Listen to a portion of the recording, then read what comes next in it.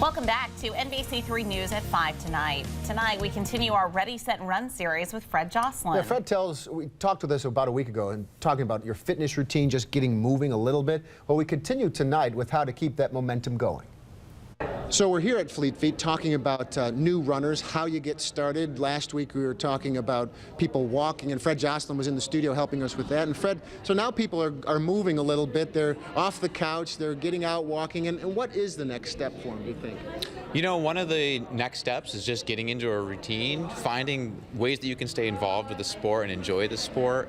You know, a lot of times our programs, our Begin to Run program, focuses on getting somebody to run their first 5K.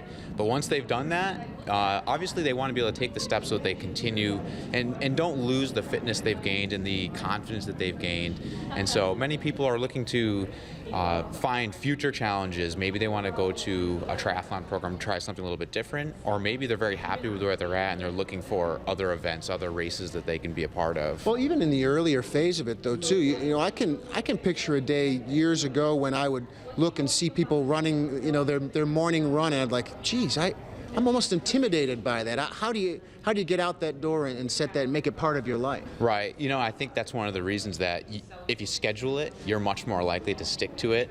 If you go into the day thinking, I'm going to run at some point, there's a pretty good chance that won't happen. But if it's scheduled or you have something to go to, you're much more likely to go to it. So if you have a partner that you're meeting, or a coach or a training program that you're going to sign up for, you see that on the schedule, you show up and you make sure you get your run in. And how ambitious should people be when they're starting out? Say they know a friend who runs 3 miles every day. Should they just go and run 3 miles every day?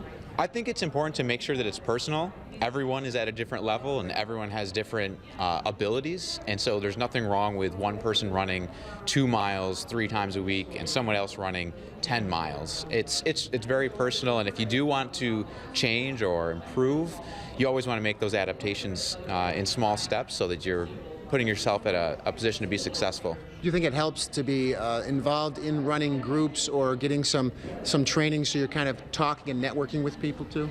I think it definitely helps. You know, it not only gives you the accountability to show up to your group, show up to your program, but also allows you to get advice and to learn from the people around you. And we always learn a lot from our coaches who give us specific instruction, but we also learn a lot just from being with somebody else and saying, hey, have you ever experienced this, or what did you do in this situation?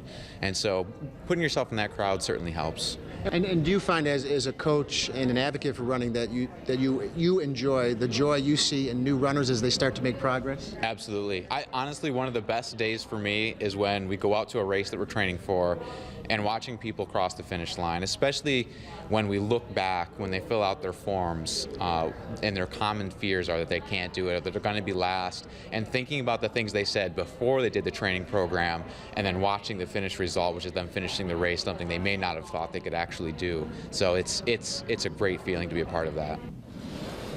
It is invigorating. It certainly is, yeah, and it was really quite a privilege to run with Fred. He's very modest, and we haven't got into it here, but he is really a national class marathoner who runs a 5:25 mile for the whole 26.2 miles. Amazing. So he's But remarkable. he's really kind of the exception. Anyone can do it. That's you just right. kind of have to get started. And we're going to talk more with Fred on Friday, right? Yeah, you saw us running out there a little bit. We talked and we did an interview that we're going to show you on Friday about what you feel and how you monitor your own body while you're out, even just for your training runs or maybe even during a race.